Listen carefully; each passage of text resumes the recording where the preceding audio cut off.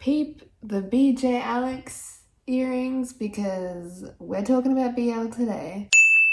In no particular order, dreaming vampire, Yume Miru vampire. Mamoru's life keeps spiraling out of control. One night, he happens upon a beautiful vampire who immediately recognizes what Mamoru is, an incubus human hybrid. But of course, the vampire has a solution to all of his problems and strikes a deal. And let's just say the incubus needs sexual energy, but he doesn't know it. But then the vampire also needs someone to go to the manga conventions for him because he's a massive otaku. This was actually quite wholesome. I'm very surprised. The Seme and Uke dynamics are inversed. Mamoru is actually a really innocent and naive Seme, but the vampire is a really confident Uke. Fair warning though, there is no lightsaber censoring, which caught me so off guard. His beautiful body, Utsukushi Karada. Tattoo artist Yuji is requested to tattoo a famous Japanese artist's painting onto the body of a beautiful young man called Michiru. For 15 years, Michiru has been modeling for the famous Japanese artist Taisen Hanada. He is Taisen's inspiration and object of devotion. Yuji finds himself entranced with Michiru, but he is a masterpiece that belongs to another.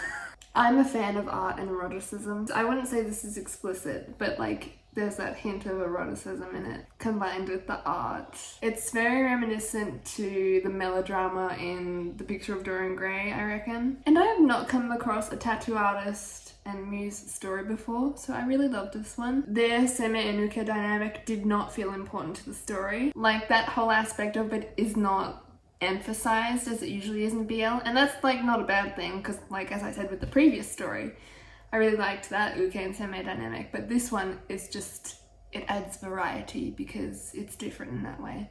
A revolutionary alpha, Kakume no alpha. In a pre-enlightenment-esque society, alphas have all the riches and power. Tradition says to look down on betas and omegas, but Maurice feels differently. He is the beautiful and smart-minded son of the prestigious house of Seychelles. He has an intimate relationship with his personal beta attendant Simon. But since Maurice is the family heir, his fate to marry an omega is inescapable. This is my first Omegaverse story, and I'm surprised because I didn't hate it.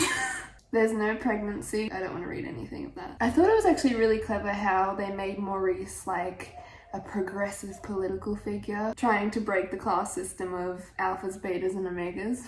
I don't know if that's a common trope.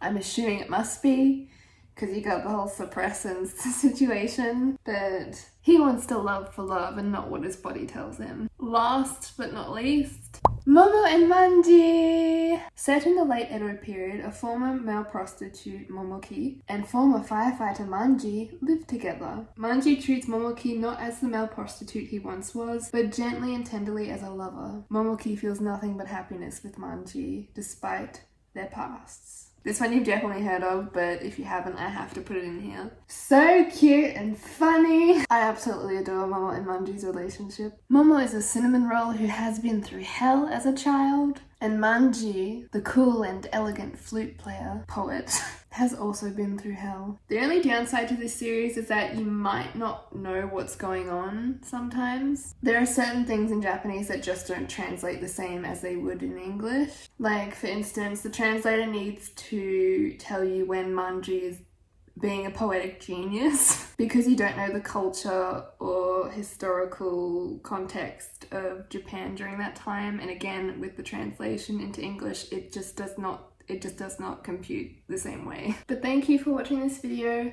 I will be reading more BL because I still am reading a shit ton. The thing that connects all these ones for me is the beautiful art style. I don't even need to know what the story is. I can just look at the art and be like, I want to read that. So let me know your recommendations if you guys have any. But goodbye to the Chanwoo and MD earrings. There she is. And there he is.